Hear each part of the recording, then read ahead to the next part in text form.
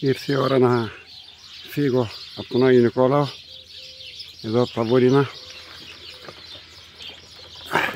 Θα τραβήξω ένα βιτιάκι όσο μπορώ πάνω στο ποδήλατο.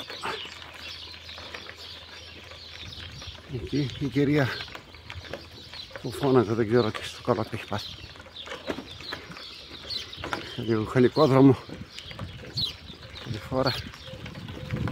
Ωραίο μέρος.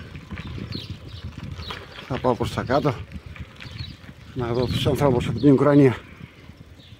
Τι τραβάνε αυτοί οι άνθρωποι εκεί με τις μαλακίες, τους πολέμους και αυτά που θέλουν. Τι τα θέλουν αυτά, τι τα θέλουν αυτά.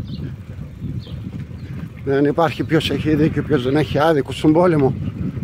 Χάνονται οι άνθρωποι, γάμο του. Χάνονται οι άνθρωποι.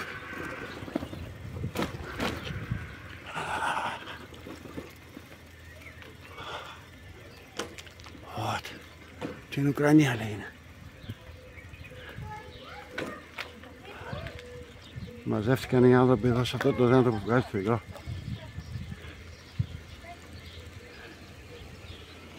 Ναι. Θα σταματήσω εγώ όμορφα χειμνά. Όπα. Ήρθα από την Ουκρανία εδώ.